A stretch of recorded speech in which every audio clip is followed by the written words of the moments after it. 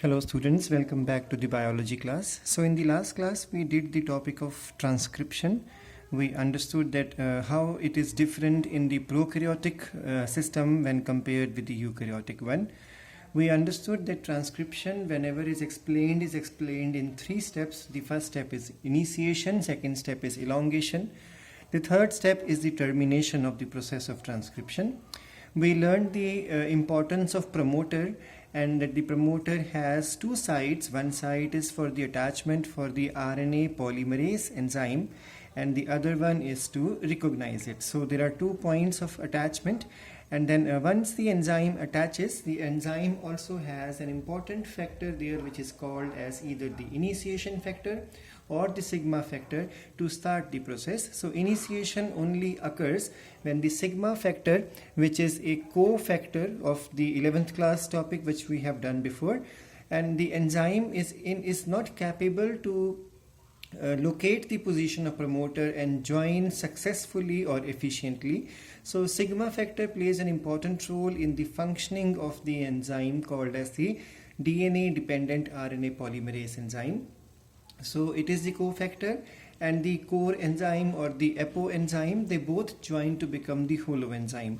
Now once the holoenzyme is successfully formed, it will go and attach with the promoter site, and we learned yesterday about the Pribno box or the Tata box, otherwise the Goldberg-Hognes box.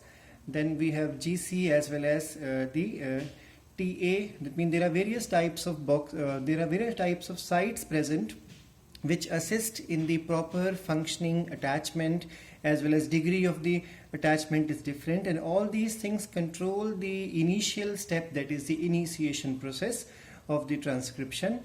We understood once that the transcription has started, that means elongation process starts, the sigma factor is going to separate, and now the core enzyme or the apoenzyme is efficient enough to continue the process of elongation.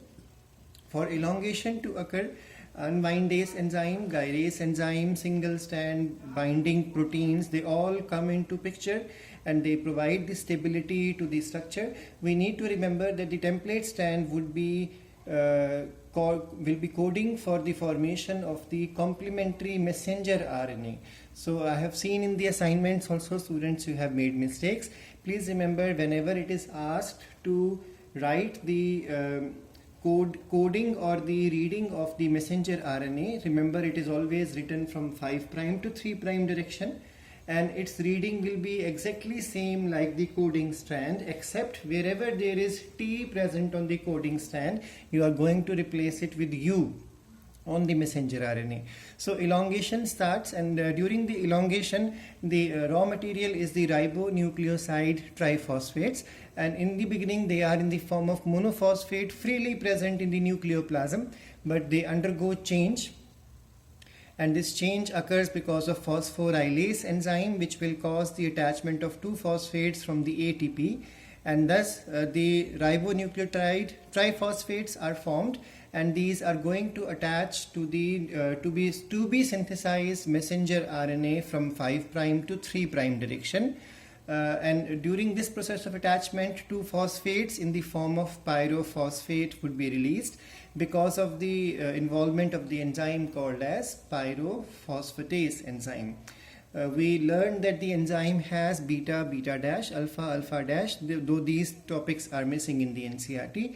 And termination, now the reading will continue as long as the termination site is not gained. Once the terminator portion is gained, its recognition is done with the help of another factor called as the Terminator Factor or the Rho factor, and this factor also has the property of ATPase enzyme, so it will cause the breaking of the bonds between the template strand and the newly synthesized messenger RNA. Finally, the template strand now will join with the coding strand to become double-stranded DNA again.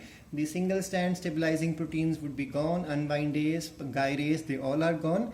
And finally, the nascent messenger RNA is ready. So it is the single-stranded RNA which is called as the nascent RNA. So this much we did in the last class, followed by what happens in the case of the eukaryotes. that eukaryotes have 3 different types of RNA polymerase enzymes. We did the functions of the first, second as well as the third one. And then we understood that there is a division of labor when it comes to the RNA polymerase enzyme functioning in the process of transcription. The second complexity we learned was that the primary transcript formed in the case of the eukaryotes is made up of working portions which are called as exons, and the non-working portions which are called as the introns. And because of the presence of intron, this RNA formed is non-functional. It will be longer in the size, and this will only become functional once it undergoes splicing, capping as well as tailing. So during splicing, spliceosomes, or you can say snRNPs, will play an important role with the GU-AG rule from 5' to 3' direction. And this rule, this will cause the introns to be removed, followed by the same sequence of exons to be added together or attached together with the help of the RNA ligase enzyme, followed by capping at the 5' end will be the 7-methyl guanosine triphosphate, and at the 3' end there will be a tailing of 200 to 300 adenosine monophosphates are attached, which is also called as a poly-A tail or polyadenylation. So this all occurs in the nucleus itself, and then once these processes are finished, now the messenger RNA is fully ready. It is shifted to the cytoplasm to function in the important process which is called as the translation. Remember that the splicing is not just found in the eukaryotes, it is found but very less in the case of the viral system as well as in the prokaryotic system. So this is what we did in the last class. Now today we will start with the topic of genetic code.